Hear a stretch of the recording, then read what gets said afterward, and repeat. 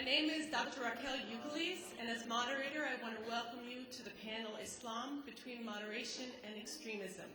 I want to apologize for the delay. I've been assured that we will have the full 90 minutes for our presentations. There's a tendency in Western writing today to focus almost exclusively on radical Islam, even while acknowledging that radical Muslims represent only a small fraction of contemporary Muslims.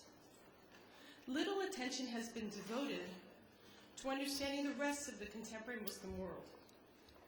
And here I find that the term moderate Muslim, as in the countless articles on the search for the moderate Muslim, the moderate Muslim is a particularly unilluminating term because it has been highly contested and ends up meaning the Muslims who are mostly like us, whoever us is. The result of this tendency has been a distorted understanding of contemporary Islam and an inclination towards conflating Islamic movements. Here in Israel, I would argue that the lack of a nuanced understanding of contemporary Islam has had direct policy implications, leading to a failure to engage effectively with parts of the Muslim world. The purpose of our panel today is to give voice to non-radical contemporary Muslim movements who are active in different Muslim and Western countries, and to help us understand the following. 1.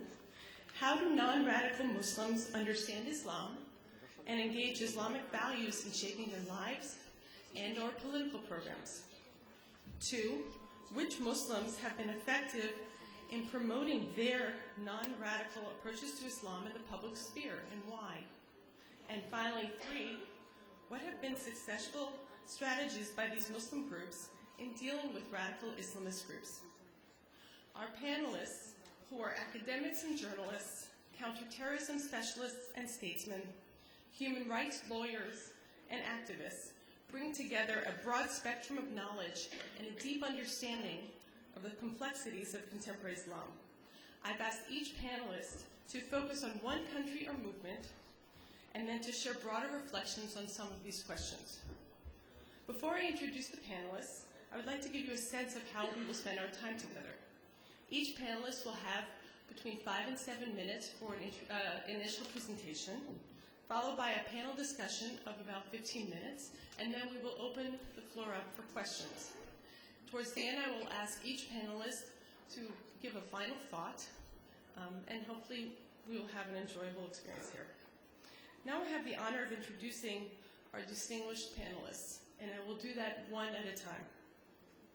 Genev Abdo, an American of Lebanese descent, is an award-winning journalist and the director of the Iran program at the Century Foundation, which is a think tank in Washington.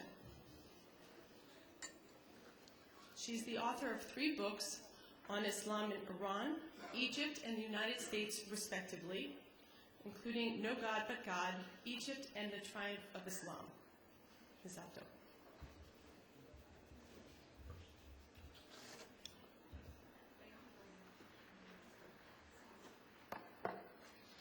Good morning. Thank you very much. It's an honor to be here. I'm going to focus my brief remarks on the Muslim Brotherhood in Egypt. This is a movement that I've been following now for the last 15 years, and it's also the subject of the book that I wrote, No God But God, Egypt and the Triumph of Islam. I think that as in the context of this particular discussion, to some degree, the Muslim Brotherhood had been a much more radicalized movement several decades ago, but now I will sort of frame my remarks around the idea that it is actually transformed from moderation to what I think is, or I guess it functions between moderation and what I believe is religious conservatism rather than radicalization. Since the 1990s, the Brotherhood, like many Islamist movements, has faced a great dilemma, and that dilemma is to some degree, how to reconcile the struggle between the notion that law must be based on God's word, that is Sharia, and the idea that a democratic, pluralistic system should be established in Egypt, one whereby parliamentary rule is the primary source of legislation. This dilemma has required that the Muslim Brotherhood basically function in two different roles, as political actors and also as religious actors in Egypt. They have been gifted also with a lot of popular support from within Egyptian society. And the book that I wrote, No God But God, actually is a very detailed documentation of this societal transformation from Egypt being a much more secular society to one that is now very much Islamic. Since the 1990s, the Brotherhood has changed its stance on the question of political pluralism, and it has acknowledged the legitimacy of the nation state. And this also is in keeping with a lot of Islamist movements. They have come to recognize the legitimacy of the state even as they work and serve as their role as opposition movements. And this has been very significant in the whole context of modern Islam. In addition, the Brotherhood, as part of this acknowledgement of the legitimacy of the state, has also become a much more inclusive movement. And this speaks to the notion of its moderation. Since the elections in Egypt in 2005, it has tried to form coalitions with more secular groups and secular leaders, one of whom you probably all are very familiar with, Ayman Noor. And this inclusive approach continues even to this day. At the moment in Egypt, there is a great debate within the country over the whole issue of the succession to the presidency, who will succeed President Hosni Mubarak. It is likely that his son will succeed him, and there is great opposition to this basic appointment, as it were. The Brotherhood is very involved in this whole campaign to try to create a much more, modern electoral system in Egypt, whereby the succession wouldn't be an appointment, it would actually be a free and fair election. And they have included other groups as part of this process. So I think that what we are seeing in Egypt is actually a very sort of unique case study in how a movement, on the one hand, can become moderate, but on the other hand, is becoming very religiously conservative. The Brotherhood supports a lot of very conservative ideas that emanate from Al-Azhar, among the conservative religious scholars at Al-Azhar, as well as many of the ideas that are advanced by sheikhs in neighborhoods, sheikhs who preach in unlicensed mosques in Egypt. So on the one hand, that it's a moderate movement, it also is at the forefront of very conservative religious ideas. At the moment, for example, there's a great debate in Egypt over whether women in universities living in all female dormitories should be able to wear the niqab inside their dormitories. The Minister of Higher Education in Egypt has banned women from wearing the niqab. The idea, the concept behind this is that they are with other women, so therefore they should not have to wear the niqab. And I'm giving you this example because it demonstrates this religiosity that I'm speaking about. There's widespread opposition within Egyptian society to this ban, and the Muslim Brotherhood has taken a stand in support of society against the law that's been imposed by the Minister of Higher Education. And these debates often unfold in Egypt. Not so recently, but in the recent past, there's been a debate, for example, over female circumcision. The Brotherhood has said in the past that this practice is part of Islamic doctrine, and there's a widespread debate among religious scholars of whether this is part of Islamic doctrine or whether this is a tribal tradition that has nothing to do with Islam. But again, the Brotherhood has sided with society and has tried to advocate this practice despite fatwas that have been issued by Al-Azhar and despite a ban that was passed by the Egyptian government. I think that the way that there has been some the avenues that people have chosen outside Egypt to respond to this very complex sort of predicament is, I wanted to just sort of give you some idea of the discussion in the United States because I think it would be helpful. What's been interesting to some degree is that as movements like the Muslim Brotherhood have tried to reconcile this very almost contradictory role that they play as a much more moderate political movement, but as a movement that also supports these conservative religious ideas. What has happened in the United States as the U.S. government tries to answer the question of whether to engage Islamist political parties such as the Brotherhood, Muslim Americans and other activists, other Muslim activists, have taken it upon themselves to try to cast their own view of these movements. And what's been very interesting is that there's been, to some degree, a disassociation from these movements. In the United States, the Muslim groups, national Islamic organizations have said, for example, the Muslim Brotherhood is un-Islamic, or the Muslim Brotherhood doesn't represent moderate Muslims. And so the discussion in the United States is really one that's become very skewed in terms of the role of these movements and their actual purposes. I've been told that my time is up, so thank you, and I hope that we can continue the discussion around later in our panel on sort of how Western governments are dealing with these movements. Thank you.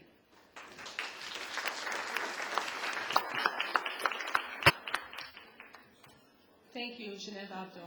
Our next speaker is His Excellency Andre Azulad, who was born in the beautiful town of Essaouira, Morocco, and is Counselor of His Majesty Mohammed VI of Morocco, and is President of the Anna Lindh Euro-Mediterranean Foundation. For 30 years, or more than 30 years, he has served as an international statesman for intercultural understanding and for Arab-Jewish and Muslim-Jewish reconciliation, including as acting president of the Foundation of Three Cultures and Three Religions, based in Spain, a founding member of the C100 Davos Forum for the Dialogue of Civilizations and Religion, and a member of the UN's Alliance of Civilizations. Mr. Azulad, please. Thank you. I have 5-6 minutes, so I will go straight to the point and tell you how.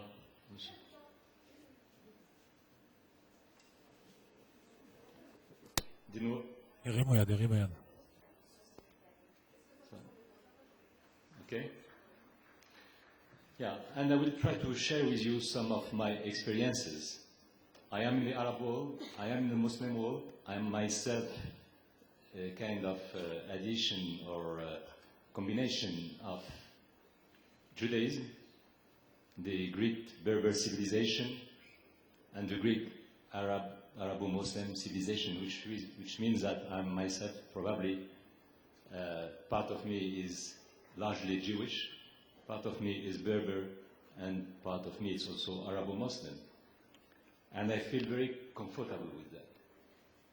And I think it's absolutely vital to raise and to mention this kind of situation which are specific, but which exist. In a week from now, in my hometown, south of Morocco, in an Arab and a Muslim country, I will open the 6th edition of one of our music festivals, which is a Judeo-Muslim festival, and as every year, we'll have rabbis, Muslim singers on the same stage singing together. And this festival is dedicated to only one, let's say, dimension, to try to maintain alive and to perform all what the musician, the poet, Muslims and Jews have together written or performed during, the 19th century, the first half of the 20th century. But even if we in Morocco as Jews are now, a very small community, the spirit is still there, and the spirit is still alive and largely appreciated and respected by the 30 million Moroccan population. It exists. And in the same, just to tell you that when I have read the title of our panel, Islam between moderation and extremism, I didn't feel it smart or comfortable. Islam exists by itself. It has not to be labeled as extremism or moderation. If I was labeled as a Jewish person, do I am an extremist or a moderate person? No, I'm just a human being. And I think that the largest majority of Muslims and the Islam population cannot be qualified or moderate or extremist. They are just human beings. And there is this trend, unfortunately, of labelization, but more than that, stigmatization. Today, unfortunately, Islamophobia is spreading, and it is polluting all our, let's say, minds and culture. And I have to tell you that to fight, I'm a peace lover, peace fighter, but I'm also someone who is trying to resist and to fight all the re-emerging anti-Semitism all over the world. But, especially in Europe, but it could be the case everywhere. To resist and to fight anti-Semitism means that we have also, as Jews, to fight, to resist, and to eradicate Islamophobia. I mean, I don't understand why and how this culture of Islamophobia is spreading all over. It is something which is in the negation and in the opposition of all what means to be Jewish today. And I'm so happy that in this room we have also some of my colleagues. Mrs. Revkolevsky is the president of the Aladdin group. Let me tell you a few words about Aladdin. And maybe Abraham is also in the room, I don't know. He is the director. Aladdin, it's a kind of think tank, a group which was created in France just a few months ago for two main things. To let the world know that when the Nazis, during the Holocaust, were exterminating Jews, this barbarian period was European and it was Christian. At the same time, at that time, the only places where signals of humanism, signals of humanity and freedom were expressed, the only places where Jews were protected, they were in the Islamic and Muslim world. In my country, Morocco, in Syria, in Iran, in Turkey, in Tunisia. Let me just remind you that when the French Vichy administration came to the King of Morocco to ask for the list of the Jews of Morocco to put the yellow star on their breast, he said, first of all, I have no Jews, I have citizens, Muslims and Jews. And if you want to put some yellow star for someone, please come to my office tomorrow with 12. I will start with my family. It was in Morocco. It was anywhere else, in an Arab and a Muslim country. It was in Morocco when, in the early 30s, Jews were fleeing from Europe, and they were harbored, they were protected, and they were welcomed in Morocco. So we have also to break out and to finish with this amnesia. And we have also, it is also one of the main goal of Aladdin. We have to resist also this temptation of negationism in the Arab world. Myself, as a Moroccan citizen, I have the cooperation and the support of all my Muslim colleagues to oppose negationism. And I was very shocked. I'm sorry, I will take 10 seconds more. When I decided to see by myself, even in the libraries in Morocco, which is a very peaceful country, asking what do we have in Arabic to explain Holocaust. You know what was the answer? Mein Kampf in Arabic, the protocol of the Sage of Zion in Arabic. So I said, we cannot be passive and just watching this situation. And we decided with Aladdin, to translate immediately this Primo Levi book, If I Am a Man, and the Anne Frank diary in Arabic, in Farsi, and we put it in our website to be, it's free charge, and you cannot imagine how thousands of, or 10,000s or 100,000s of people from all over the Arab world are trying to get those books just to know more. That's also the Arab world and the Muslim world today. Please resist the temptation of stigmatization. It has nothing to do with the Judaism, civilization, history, memory. And we put our Judaism in a risky position and situation if we didn't resist and oppose this vicious trend of spreading Islamophobia all over the world.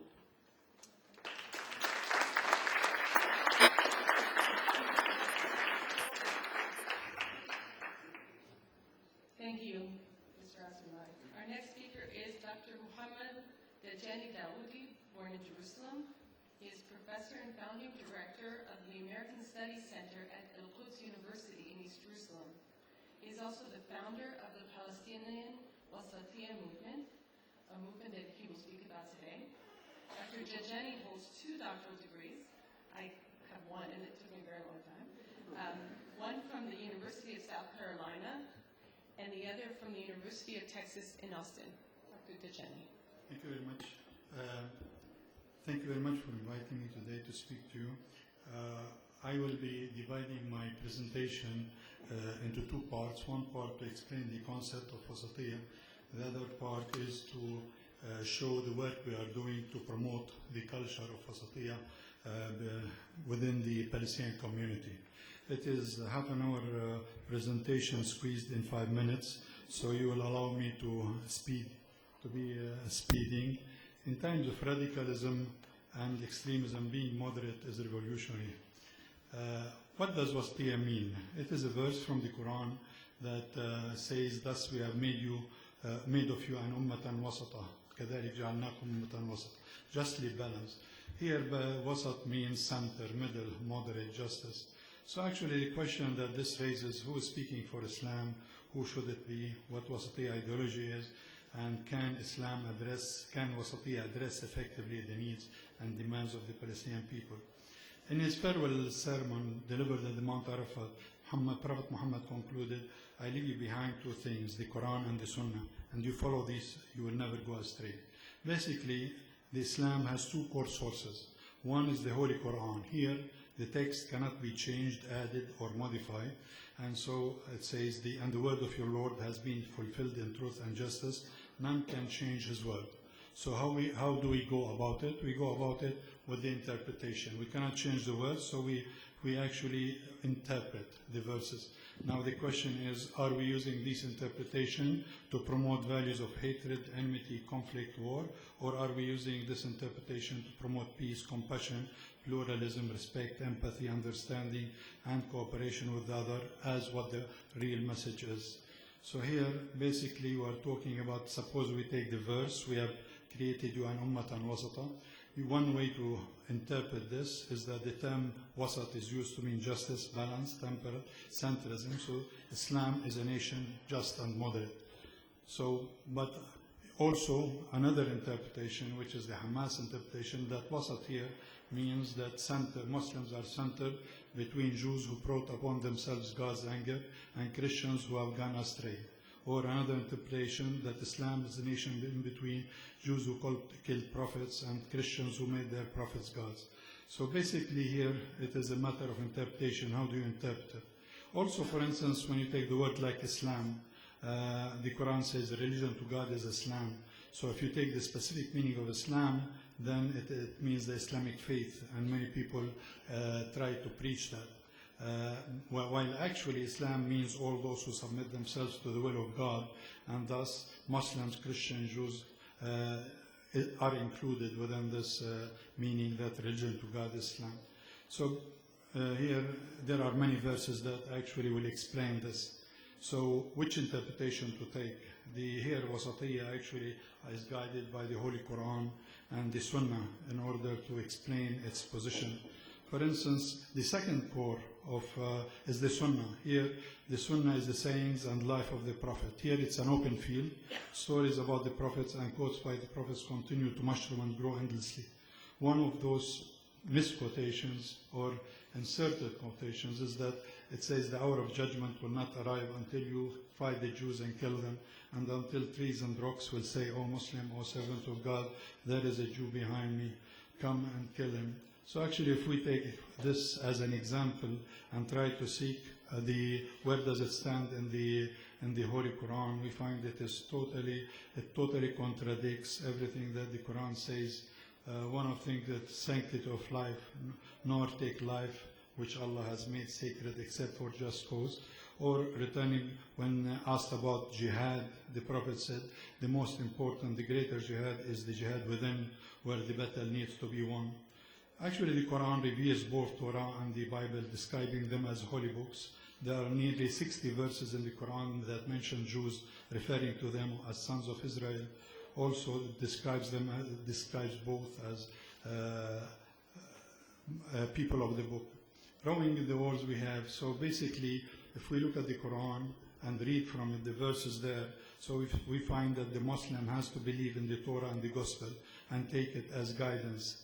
Also the Quran did not come to negate the truth of the Old and New Testament, but rather to enforce them.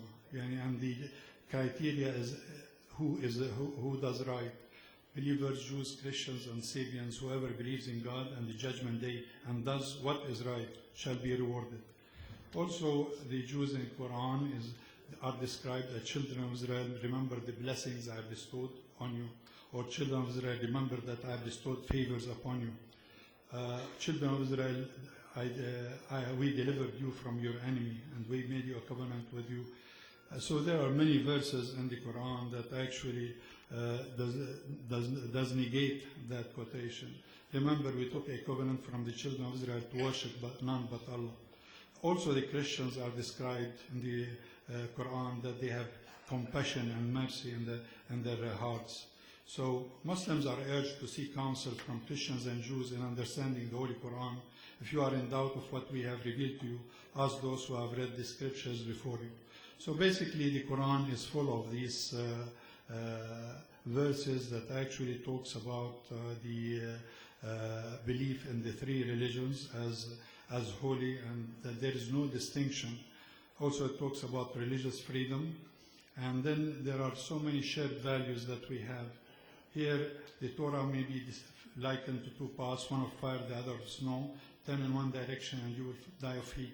Turn to the other direction and you die of cold. What should we do? Walk in the middle. When Prophet Muhammad passed by the sixth sky, he met with an angel composed half of snow and half of fire. The snow would not extinguish the fire, and the fire would not melt the snow. And the angel was praying for God to... We look for shared religious values, and actually in the...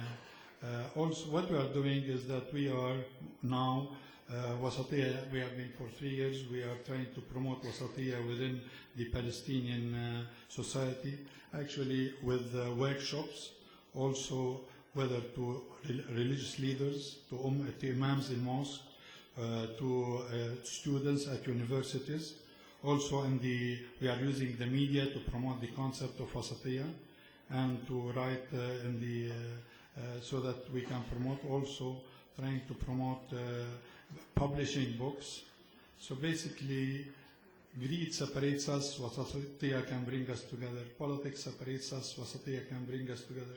Nationalism separates us, Wasatiyya can bring us together. Religion separates us, Wasatiyya can bring us together. It takes both rain and shine and sunshine to make a rainbow. In a similar way, it takes both fanaticism and submission to make Wasatiyya.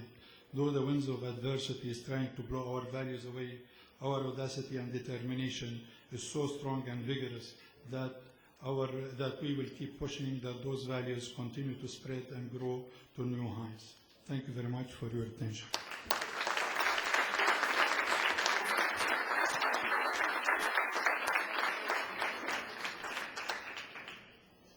Thank you, Dr. Dajani. It is my pleasure to introduce our next speaker. Hawa Ibrahim of Nigeria is an international human rights lawyer who is renowned especially for her pro bono work defending over 100 people who have been condemned under Islamic Sharia laws that are in force in the northern Nigerian provinces, including her successful defense of Amina Lawal, Safia Husseini, and Hafstau Abubakar. In 2005, Ibrahim won the European Parliament's Sakharov Prize for Freedom of Thought and is currently a visiting professor at the Harvard Law School. Ms. Ibrahim, thank you. Thank you so much. I'm honored and very gratified to be here. Islam between extremism and moderation. I wanted to put some context to what I will say in the next 6 months. Africa is a huge continent, and it's a continent of about 53 countries. It has 5 regions, 1 billion people, over 500 languages, several religions. And before I speak about Nigeria, let me say this, that I want to make a disclaimer. I am not an Islamic scholar. I'm just a lawyer practicing Islamic courts. Nigeria has 150 million people.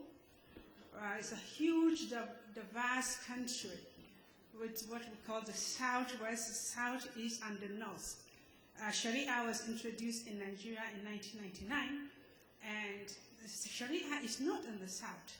Even in the 19 northern states of Nigeria, we only have 12 northern states out of 36 that has Sharia. And so in the past 10 years, I have been practicing in these issues of Sharia. About 40% of this 150 million people are Muslims, 40% are Christian, 20% do not believe in any of this faith. Among these are many challenges. We now have the introduction of the Islamic Sharia. We also have 250 languages in the country and over 400 dialects. So I have practiced within Sharia. I want to stress this. Whatever I'm going to tell you is a work within the Sharia system that was introduced in 1999. Now, what happened in 1999 was when they introduced Sharia, they introduced new offenses and new punishments. Some of the offenses that were introduced was that we always had Sharia before 1999, and which was only limited to civil matters. So what we had in 1999 was the introduction of some criminal aspect into what has always been civil Sharia. And this includes when you drink, you'll be flogged. When you commit adultery, you'll be sentenced to death by stoning. And so I was defending women sentenced to die by stoning within a very delicate balance of rule of law on one hand and an international human rights perspective on the other hand. Our approaches are very many. I'll just mention 5 to 6, and I'll end up with discussing very briefly a story about how I work within the fundamentalist in inverted comma setting. Our basic approach is to understand the dynamics of the new Islamic system that was introduced in 1999. Understanding the dynamic of the mullahs, of the culture, of our value system, understanding the dynamic of our societal teaching of honor and purity. But above all, we choose to work within those dynamics. We also had a focus. We had a lot of international attention during some of these cases of women sentenced to die by stoning. And our focus is only one, and one alone, which is the law and its rule. We refuse to get into discussion as to, don't you think what is happening is waste versus Islam? Or don't you think it's clash of civilization? But that we don't know. One thing we knew when we were doing these cases was we had a woman sentenced to die by stoning, and we were using Sharia to defend her. We thought in a very large perspective, which I support of Lawyers Without Borders globally, and to trying to act locally. So how would that apply? Thinking globally and then acting locally. We did pay attention to details. We were very firm when it needed to be firm. We were flexible when we needed to be flexible. We work within our extremist and invited cover setting. We engage them. We didn't feel hurt. We didn't distrust them. Even when we feel hated, we thought we were doing the right thing. When we feel persecuted, we thought we were doing the right thing and we held on. And let me end up by telling you the story of how we work within the mullahs. So in 2003, I was asked a question by a BBC reporter, and it was a very simple question. Do you think stoning to death is in the Quran? And my answer was also simple. I do not think so. And so this was played and played and played in BBC Hausa. And of course, BBC Hausa is not only broadcast in Nigeria, it's broadcast within the western coast of Africa. And I got answers back by the Islamic mullahs. And what they said to me was that I was anti-Islam and I was anti-Sharia. What that means is could be that I could also be good to die. And I decided that I wanted to meet with the mullahs. So I asked the reporter that interviewed me if he can introduce me to the mullahs. And he, after a lot of hesitation, said, I will, but I will not be responsible to you for introducing you to the mullahs. And he was very generous. He introduced me to them, and they decided to see me, but they decided to see me in the mosques. I am not properly dressed to enter the mosques. We have to be sensitive. And I was completely dressed from my fingers to my toes when I went in to see them. There were 8 mullahs. I walked into the hall, a huge mosque in Abuja, and they were sitting at the end of the hall. And when I came in, there was a chair at the side of the hall. I did not sit on the chair. I walked toward them. While walking toward them, and getting close to them, I decided to kneel down and to sit on the floor. Remember, in my culture, I'm not supposed to look at the man on his eyes directly. So I was looking at the floor, and they chorused at the same time, stand up and sit on that chair, they said to me. And I said, how can I, your daughter, sit on a chair when you, my fathers, are sitting on a chair?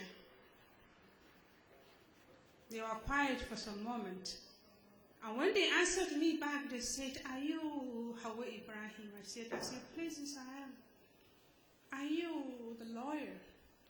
And I said, please, yes, I am. I didn't speak about my interview with the BBC reporter. I told them that I'm a foolish lawyer. I told them that I'm a silly lawyer. I told them that I'm out there to do some good in the society, I hope. But I think I'm not getting it right. And I came to get their wisdom. And I wanted their knowledge.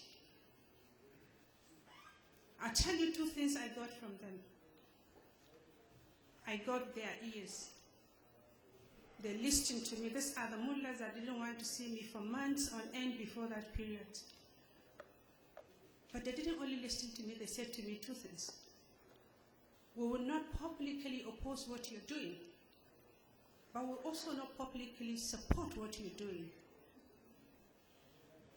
It is a major security statement for what I was supposed to go out to do. But to end this story is to tell you that it's not all about religion or race or sex.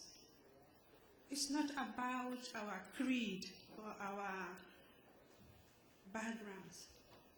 It has been well stated also at the conference. There is a very powerful force that put us together here and beyond. And that is our humanity. That is our human dignity.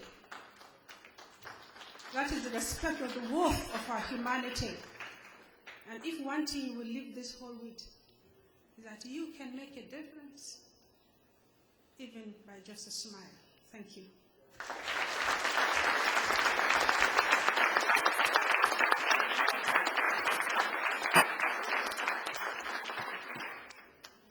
Thank you, Ms. Ibrahim. Our next speaker is Dr. Emmanuel Sivan of Israel. He is Professor of Islamic History at the Hebrew University of Jerusalem and a Senior Fellow at the Jewish People Policy Planning Institute in Jerusalem. Dr. Sivan is a world authority on radical Islam as well as on comparative fundamentalisms. He's author of numerous books and articles, including the groundbreaking work Radical Islam, which was one of the first works to analyze emerging Islamist movements following the Iranian Revolution. Dr. Sivan. Thank you.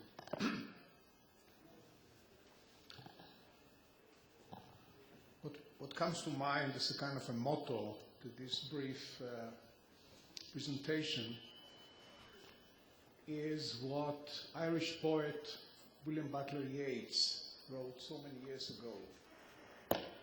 The good lack all conviction, the bad are full of passionate intensity.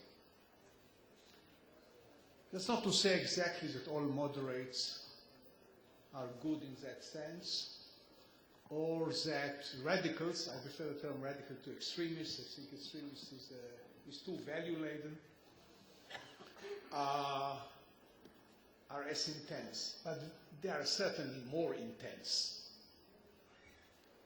both when they have recourse to violence and when they try to preserve a kind of a conservative norms of behavior. But when we speak about the variety of radical movements and the variety of, let's say, non-radical movement, call them moderates, and there is of course a variety. You can't generalize, not even within one country, but certainly not all over Muslim world. You forget, in the very presentation perhaps of this panel, a third force, a major player in all Muslim countries, and this is the state, which usually considers itself to be as Muslim as the next guy, has a lot of power, both hard, very hard, and soft, all kind of modern brainwashing, intervenes. This is an interventionist state, not the old type of hands-off state, and above all, it's a state with a lot of experience of dealing with Muslims of two varieties. Now, the line taken by the state, both in declarations and above all in real action, is the major constraining factor in whatever moderates or the less radical among the radicals might do. I'm not absolving them of responsibility. They do have a lot of responsibility. Their lack of enthusiasm, their lack of courage many times, their double dealings, their opportunism are very well known and documented.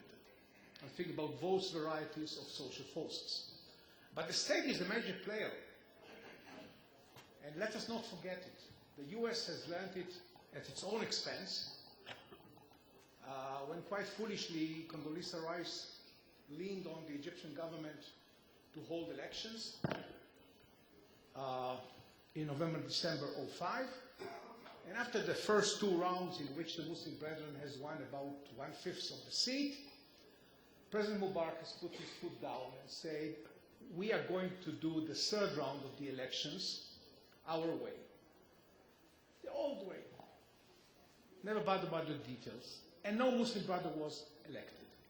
Now, and he ran against the ire of President Bush, of course, who backed his Secretary of State, quite rightly, in terms of proper governmental behavior. Now, did he do it out of cynicism?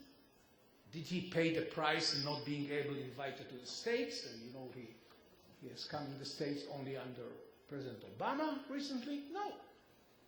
He and his government is there clumsy, bumbling way, worried above all, of course, about their own survival, as all authoritarian regimes must be, did not trust the Muslim Brothers. However much many people will vote for them, he did not trust it. And the question is, why blame him? It's not easy. When you say to Egyptians, why not put them to the test? Let them first run in municipal elections. Let's see how they run they say, well, you know, they did it in Algeria in the early 90s. And they ran their municipalities like small Iranian republics. What do we do? What do we do? But how to get out of this predicament? Now, there is in Egypt a movement, also called Wasatiyya, with the same notion of the median way, especially, that we have heard about, which, as far as we can judge from their internal discussions, really broke with the Muslim Brethren over full acceptance of pluralism, without ifs and buts. But even this government, even this movement, unlike the Muslim Brethren, which has been ready to take risks, has not been given license by the Egyptian government to operate either as a political party or even as a social movement. At most, they are recognized as a cultural movement. So there is no opening. Some way out of this have been shown by the most brutal government in dealing with the Islamists, with Algeria, ironically enough. The movement of Sheikh Nakhnakh has part of the Muslim Brothers, which have not taken part in the violence, has been brought into government. And so far as we can judge now, 10 years after the civil war, is really edging towards some participation in the political process, detaching itself for those disabused radicals who will not choose violence anymore after that horrible civil war, but are not really ready to make pluralism, including pluralism in their own ranks. So here you are, preaching to them, both to the cynical, survival-prone government and to the weakened, yet still anti-democratic tendencies of the radical movements is not easy. And I do not believe that any kind of engagement or solutions in Washington think tanks, sorry about to say that, will solve it. They will have to solve it themselves. There's no way out. We can't give them advice. We can only give them an example of how democracies properly operate, as corruption-free and as prosperous as they might be. Thank you.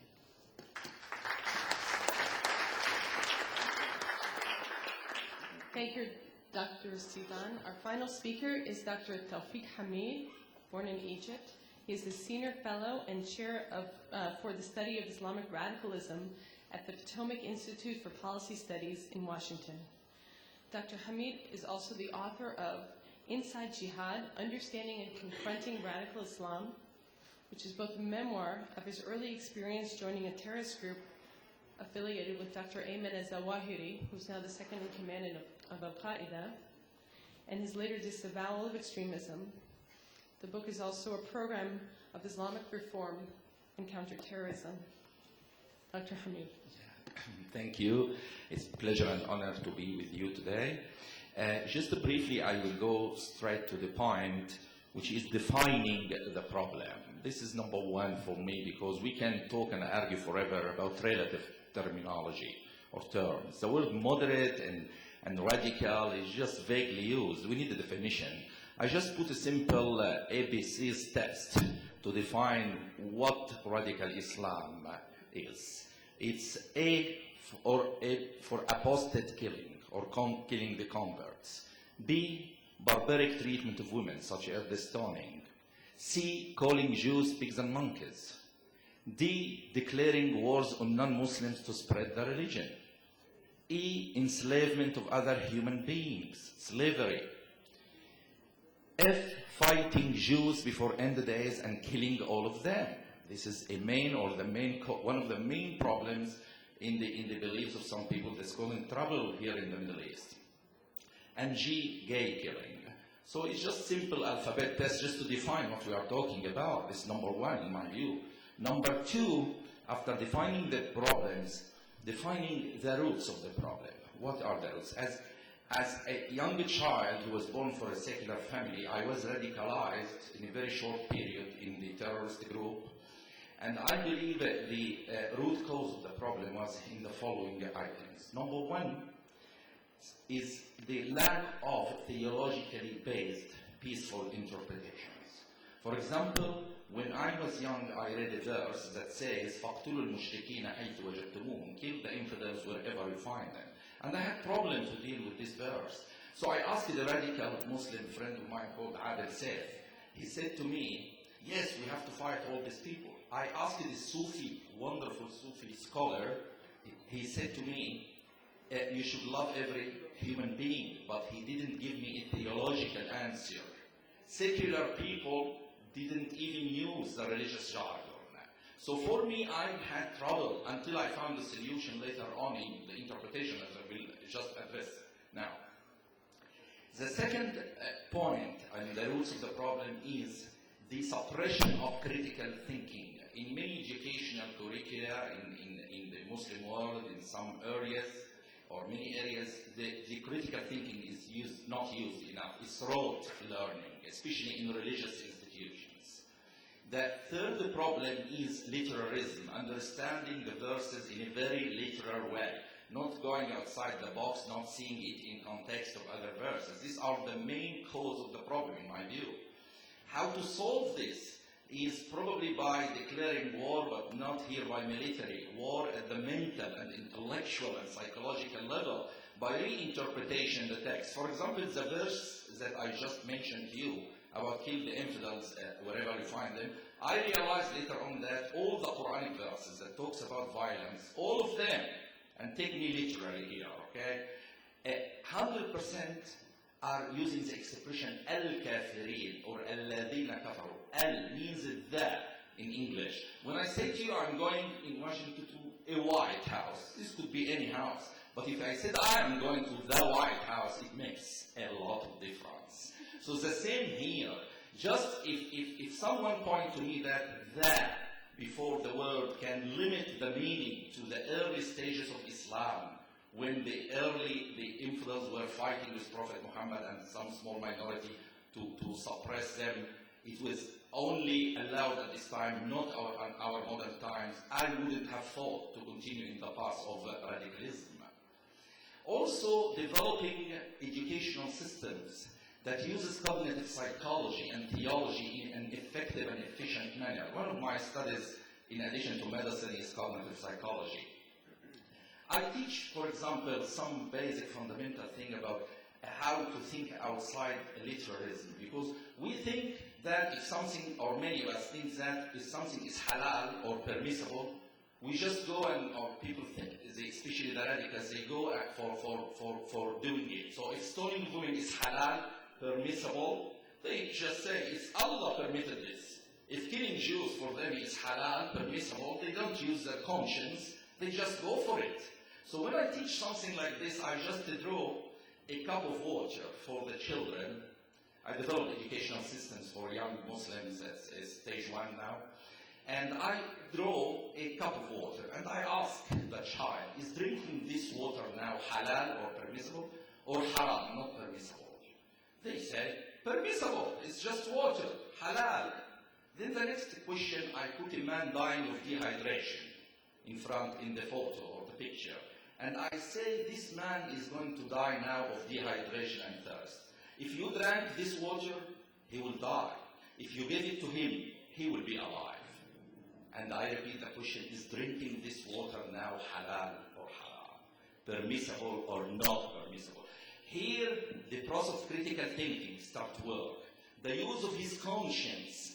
Then I supplement this with the third level of education, which is giving a theological base, giving Quranic verses that talks about how humans should use their conscience in judging things. There are many Quranic verses talking about this concept. So I'm giving here a model that can work and shape the mind of young Muslims prior to the stage of radicalization. The model has critical thinking, as we see, has photos that can remain in memory for a longer period, and uses theology to counterbalance the radical interpretations as well. Finally, what is needed to be done? Just simply preparing proper and effective educational material and interpretations for young Muslims. This is stage one. Stage two, having governments involved in the process of implementing these educational systems in an effective way to change the process of thinking among the young Muslims all over the world. Thank you so much.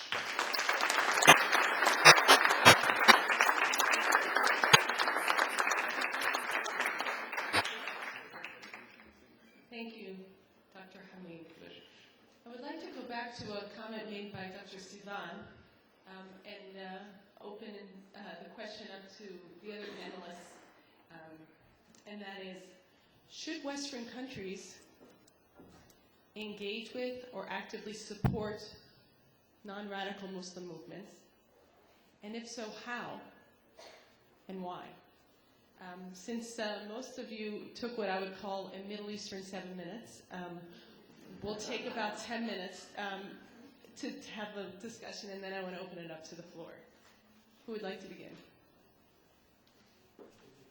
The question again is, given what we've heard about these various Muslim movements, we've heard about Egyptian, Palestinian, Moroccan, Nigerian, or other African movements, should Western governments, Western countries, be engaging with these movements, actively supporting them?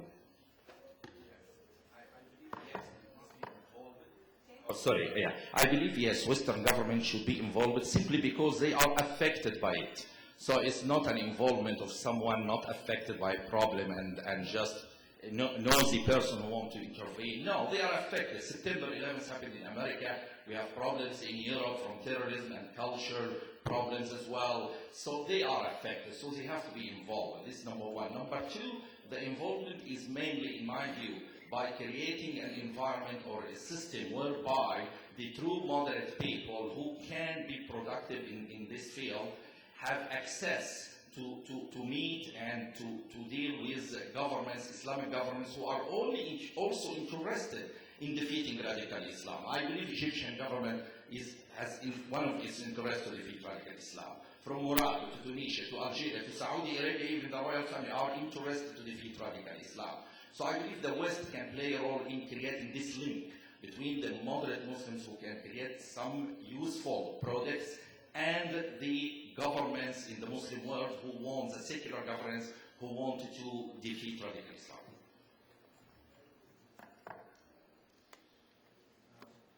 I think that, first of all, we have to sort of define radical Islam. And I think it's very important to understand who we're talking about here. There's a great difference between a group like the Muslim Brotherhood that's renounced violence and other groups that do advocate violence. So on the question of should Western governments engage, the answer is yes. However, in the case of the United States, for example, there is very little distinction between groups that are advocating violence and those that are not. For example, the Muslim Brotherhood is not an organization that the U.S. government believes it should engage, with whom the U.S. government believes that it should engage. And I think that that's a big mistake, because what is happening now in the United States is a bit different than what Dr. Tawfiq is explaining. What is happening now in the United States is that in the absence of any sort of engagement with political actors, either in the Arab world or in the broader Islamic world, there are now more or less, I guess we could call them interlocutors, who are speaking for the region. These are activists in the United States, activists in Europe, who basically are purporting to articulate the views of these groups in the absence of any sort of official engagement. And this has basically resulted in the idea that these groups are unimportant, that there is a great difference between all groups and so-called moderate Muslims, which is really not the case, because actually the millions of Muslims who adhere to the beliefs of the Muslim Brotherhood are moderate Muslims. So it's created a lot of confusion in this distinction between what we call radical Islam and what is more mainstream Islam. So in my view, there should be engagement, and it should be with groups such as the Muslim Brotherhood, other groups in Morocco and Jordan that have renounced violence, because I think the absence of engagement is leading us to a very sort of dangerous policy, at least as it is being advanced by the Obama administration. Thank you. Our annual Wasatiyya annual conference, where more than 180 sheikhs, scholars, and academicians, and teachers and others met.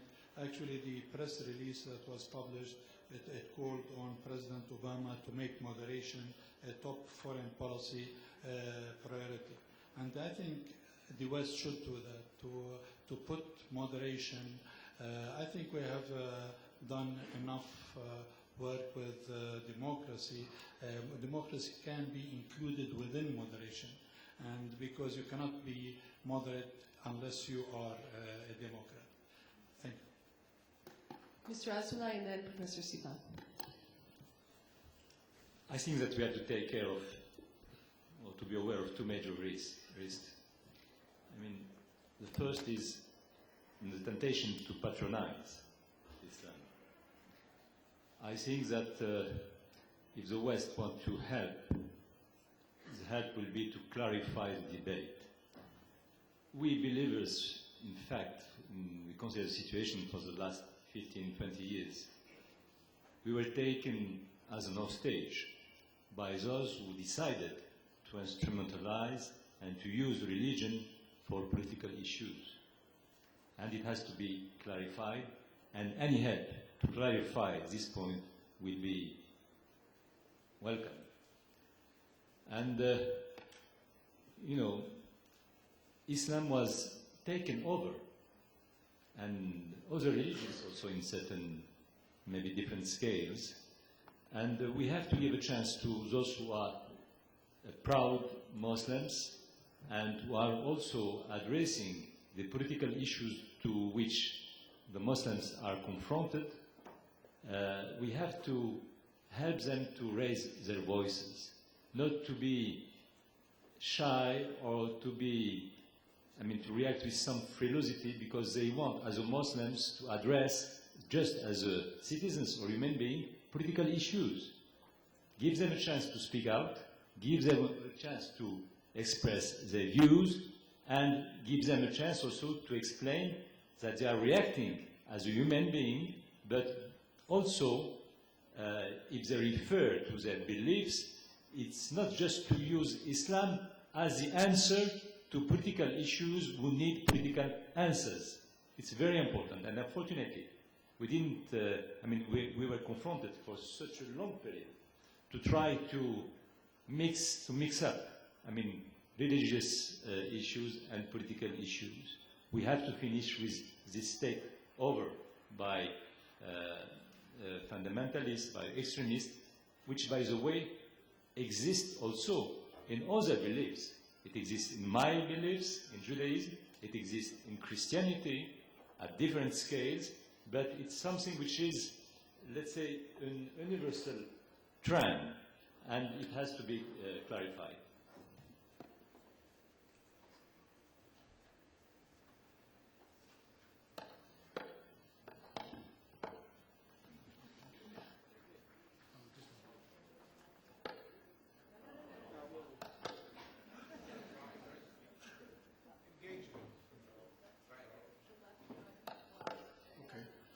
Engagement. Who could be against engagement? It's like being against mother and apple pie. Of course you have to talk.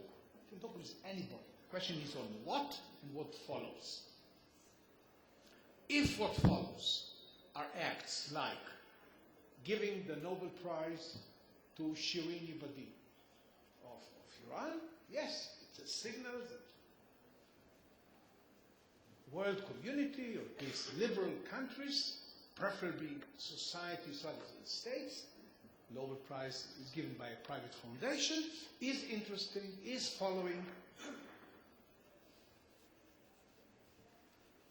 Not giving refuge to Miss Hirsi Ali, the Somali fighter for human rights in the Netherlands, and having her flee to the United States, it's a very mixed signal. Now, but above all, don't fool yourself that just by talking to them, of course, monitoring is important. Giving, like in communist countries, publicity to fighters for human rights, for women's rights, is important. But ultimately, decisions will be made by the powers that be, as against those forces in societies they have to take into consideration. And in order not to be so serious about it, I'll tell you a small but true story. When I first came to teach in Princeton, my wife and I, we were a bit worried about our youngest daughter, who was then 7 years old, because she's a bit dreamy and absent-minded. Has many other charming qualities, but not this. So I asked her about the mountain. So, how's school? It's a regular elementary school. He says, oh, great. I said, what's so great? He says, the pencils. I said, pencils? He says, yes, you know, Daddy, when a pencil falls from my hand, and she has many pencils falling from her hands, in Jerusalem, somebody picks it up and it disappears.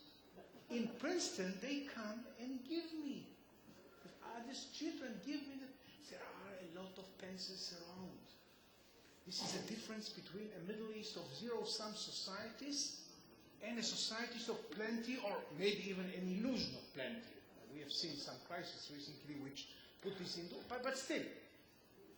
Which means that the governments, however much, and I come back to my pet team, however much you plead with them, will tell you, okay, you smart guys from Washington, you tell me that they really have become democratic. But what if after the first elections what we'll have is one man, one rule, one time? Will you give me refuge in Washington when I have to flee? I can't take the chances. And if they don't want to take the chances, all your pleading, unless there is real intellectual and moral subversion of the type that Dr. Hamid has been calling for, which changes the rules of the game within the powers that be. And don't speak, please, about society in general. The reality of most Muslim countries is that about, I'm giving you a figure which is an approximate one, 15% of the population is politicized. You say people who begin their day by reading, of having others read to them, a newspaper, any newspaper, who listen at least once to the news. All the rest of them, the deep society, they just have to toil in order to get by. They don't have time for your pampered ideas about either Islam or democracy or whichever. So fight for ideas and helping through acts like helping a Miss Hirsi Ali, Dr. Shirin Ebadi, etc. By monitoring, by backing them, by giving them publicity, not by State Department giving formal protest about and having useful and fruitful talk. This gives a lot of work for fellow Americans and US having the unemployment figures that we see today. That it's very useful for America, not for the Middle East. I want to invite Mr. Ibrahim to comment. You've been very skillful and successful about at times engaging the international human rights community and at times staying very local. Would you care to comment on this conversation? I wanted to give my time to the public, to the people here to take over and speak. For me, I found resources more from within. and I find strange with people that disagree with me. It may sound strange. But international community, my sense had been that there is a lot of misunderstanding of Islam and Sharia and what we do in different countries. So everything is put in a box. And I hope that there will continue to be understanding of saying we are all different. The Islam that is practiced in Egypt is not necessarily what is in Nigeria. What is practiced even in northern Nigeria is not what is practiced as Islam in southern Nigeria. And so the international community should come to terms with some of these challenges and difficulties. Africa is, like I said, 53 countries, not a dot, not a full stop, not afterthought. So you cannot lump it together as a continent and speak about Islam also from that perspective.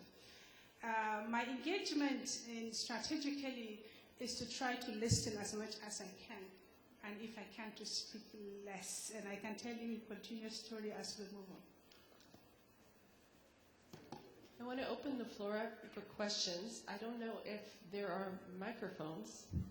I guess not. So what I'm going to ask you to do is to stand up, state your name, and to please limit your question to 1 minute. We will take several questions at a time and then give the panelists a chance to answer. So if you would please direct your question to a specific panelist.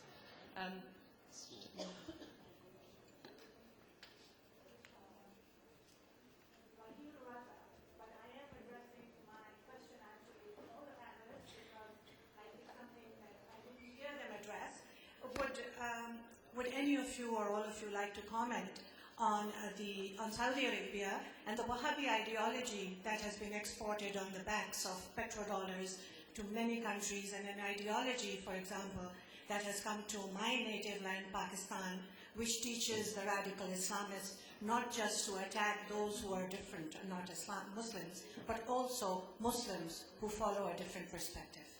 Thank you. There's a hand.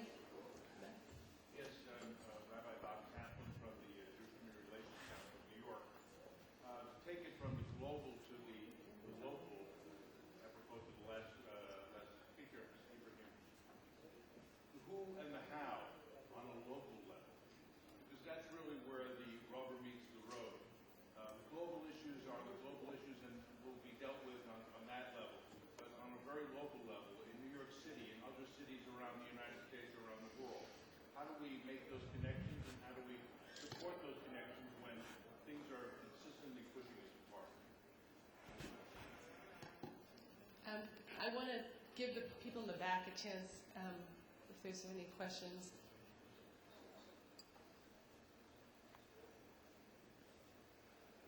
Thank you very much for a fascinating panel. My name is Efi Khalmish from New York. You have the word Amachal, tomorrow, behind you. You cannot see that. And when you turn on television these days, the word radicalism is usually in the context of failed nations, failed states, something that we didn't talk about at all. It's about what's happening in Yemen, it's about what's happening in Afghanistan, with the elections, of course, and Somalia, etc., etc. And my question to you all is, how can we deal with this important nexus between our ability to govern ourselves and how open we are and how we deal with radicalism in the context of Islam? Thank you very much. Thank you.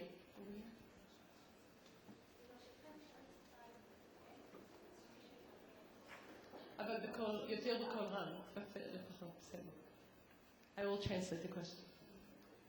כן, שלום, שמי רניה.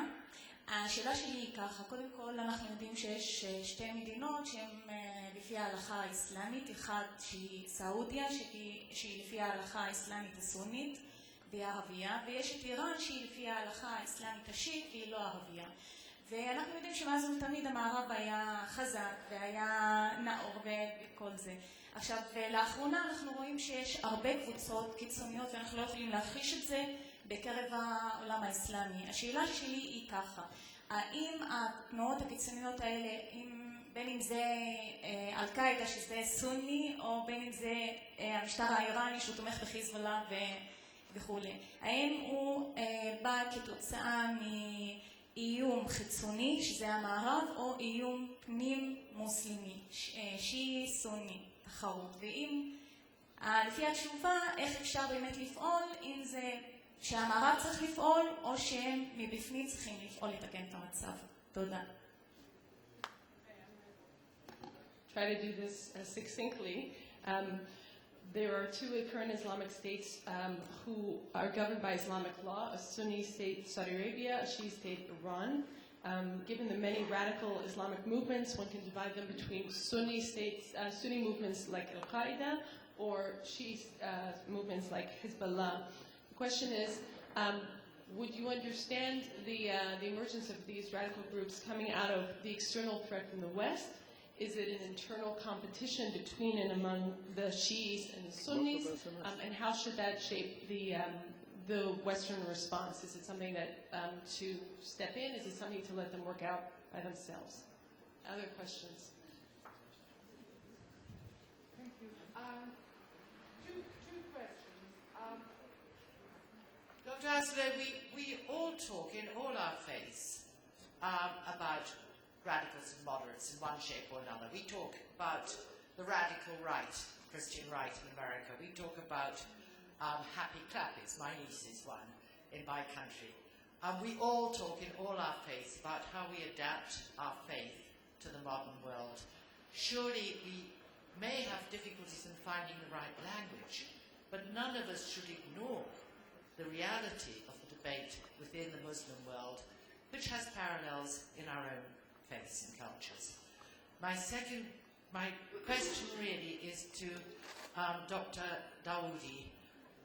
This question of not using the word moderation, and yet your own fascinating book on page 9, on page 12, and repeatedly says that wasatiyya is moderation and centrism. We can't just use the Arab word, can we? Because we might not understand what we were saying then. We have to find some sort of way of cross-translation, don't we?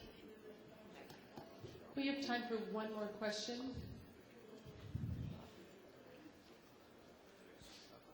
My name is Joe Charlotte. I'm a freelance journalist. My question is for Dr. Hamid. Could you comment on the controversial documentary movie, The Third Jihad, and in parallel the involvement of Dr. Zuhdi Jassa, who's working towards fighting radical Islam in America? Thank you. We have, in my watch, 11 more minutes. So I invite each of you to answer for a minute, and I think we'll. It looks like Dr. Hamid. I need 1 minute okay. only, just briefly to add. No, just regarding the question about the Wahhabi question, the difference between the radical groups in Pakistan and Wahhabi system is simply the following. The Wahhabi style of teaching, and this is traditional, unfortunately, in many Sharia systems, is jihad, or not, jihad has many meanings, but the violent form of jihad is a nation responsibility that for the Muslim Ummah to do it. But the radical group recently changed the level of jihad to make it personal. So in the past, I was not supposed to attack you, for example, or non-Muslims on personal level. But the recent interpretation for the radicals, they changed the level of jihad to make it personal. So I am now obliged to attack the West, even at individual basis, by doing groups, by doing suicide bombing. This is the main technical difference between them. It's the change of the level of jihad from a violent to barbaric one, the level of violent jihad. Number two, the question about comment on third jihad. I believe that some element of critique and the criticism for the radical forms of teaching within Islam is healthy and beneficial to the Muslim world. Because without this element of critique, and actually the Quran asked us to critique and think.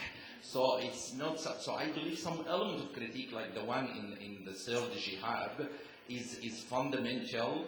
Zuhdi Jasser is doing a great job. Maybe he may not be giving answers to the issues he's raising, But this element of critique is important and useful to promote some form of reformation within the teaching. I'm going to invite each of our panelists to respond to one or more of the questions now. Why don't we go down the road, if you're okay? A few of the questions and the discussion have sort of centered around the question that someone raised, who should we engage on a local level and with whom?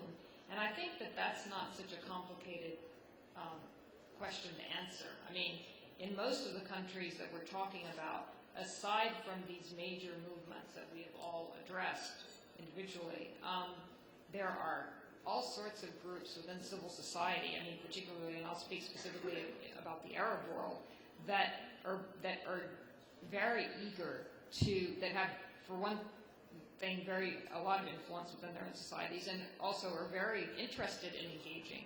And so I don't really think it's all that problematic.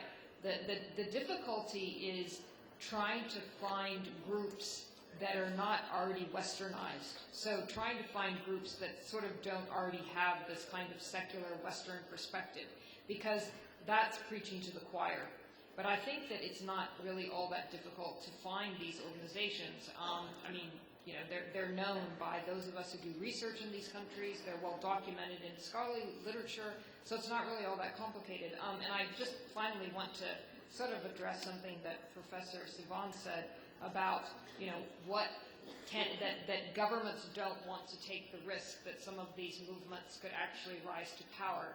I guess my response to that is that we have already seen the very negative result of both scenarios. We've seen the negative result of when an Islamist movement comes to power that is undemocratic, and we see the results of what happens when they're excluded from the political process. I don't think that either of those scenarios is very helpful, so I think that we have to come up with a different approach, a different solution. But I don't really believe, I think history has already shown us that it is not up to Western governments to determine whether a country should be democratic or have a pluralistic system. I mean, I think that, yes, you can sort of look at Hamas as an example of a scenario that perhaps has not been helpful to the peace process. However, I think that at some point in time, populations have to be in charge of their own destinies. And I don't really believe it's the job of Western governments to decide that countries should wallow in authoritarianism simply because a democratic outcome is not one that the West particularly could endorse.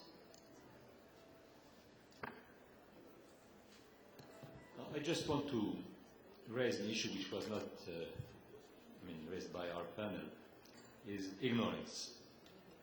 If you look on the knowledge by the Western mainstream about Islam, it's a deep ignorance, and it is an ignorance or an attitudes who are fueled more by the hot news or by tragic events who unfortunately are now more and more in our landscape than by knowledge.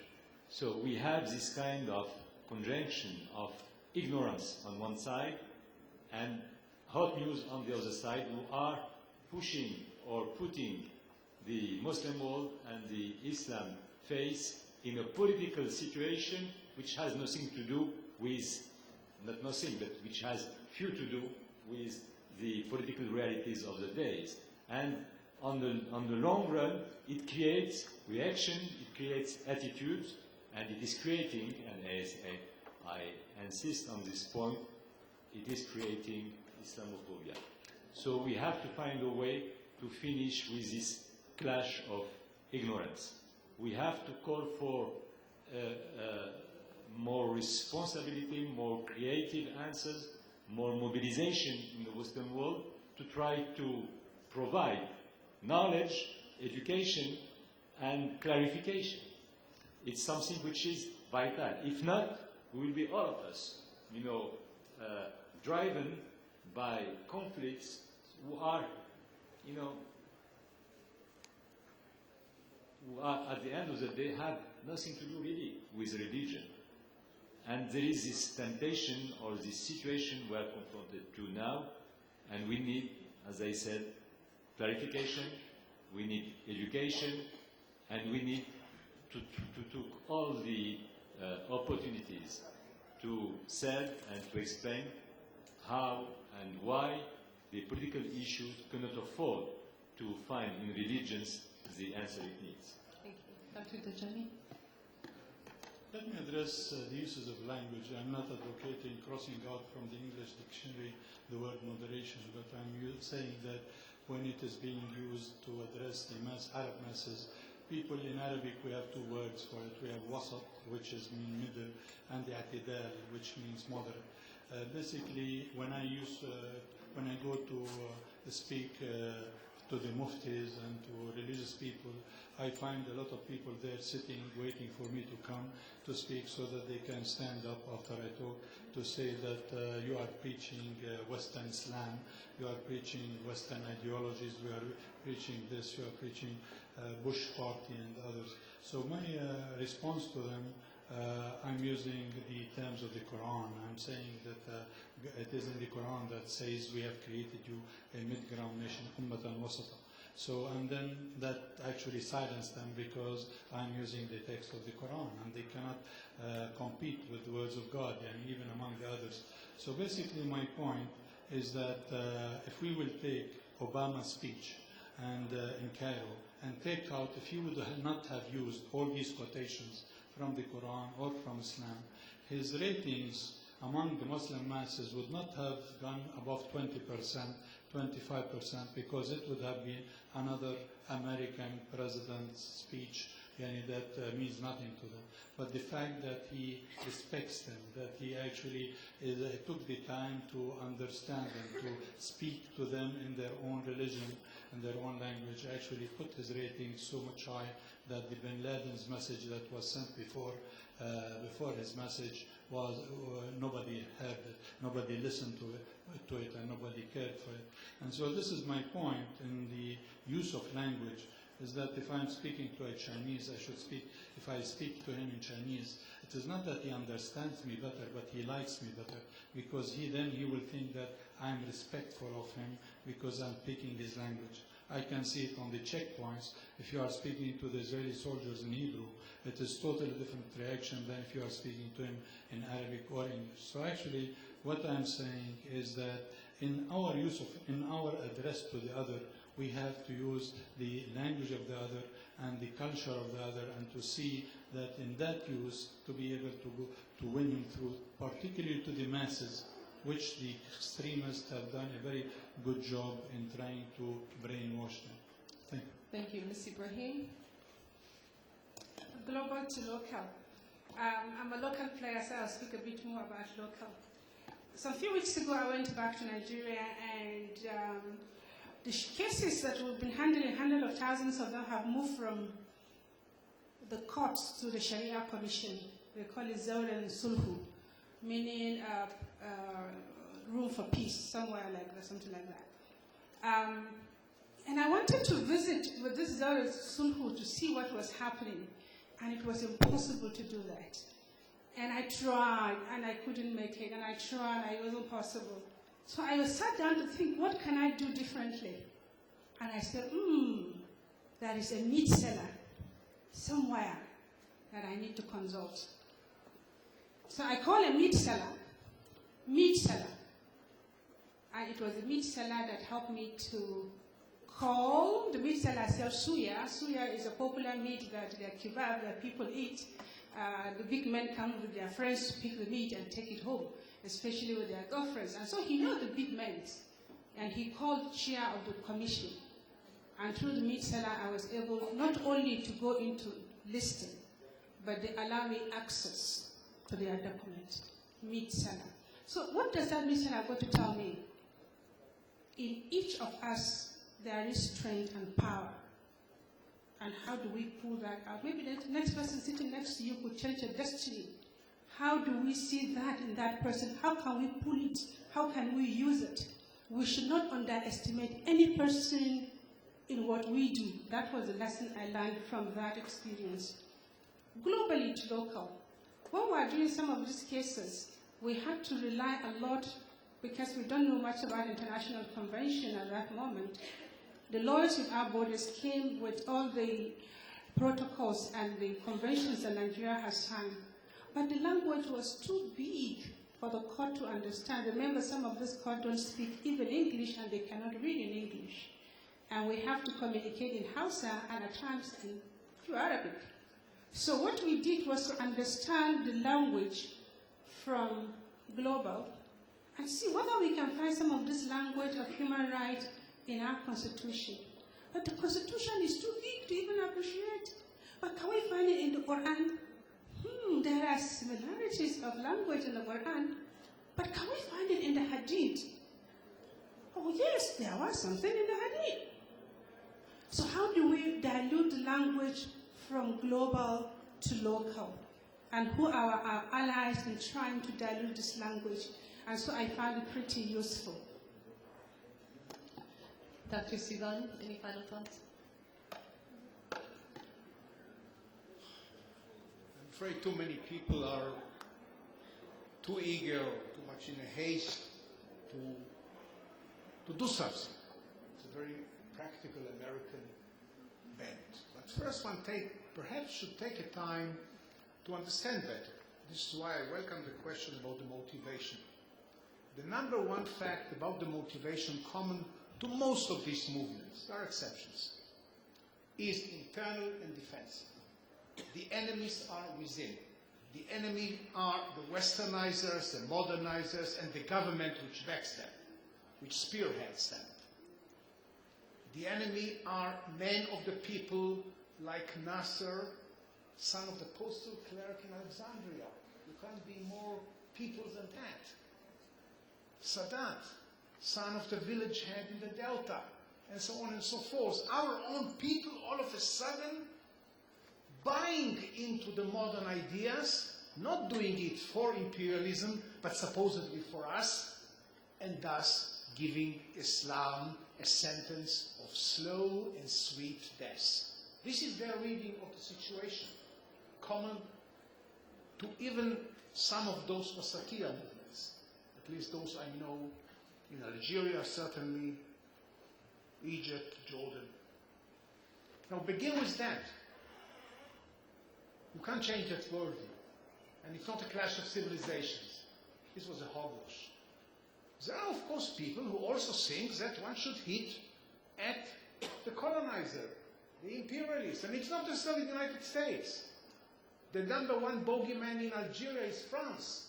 This is why an Algerian engineer, member of this movement, has recently been caught in Switzerland, supposedly doing some hanky-panky concern to nuclear things. We don't know what it is, but it's not an implausible story. It has to be, of course, investigated properly.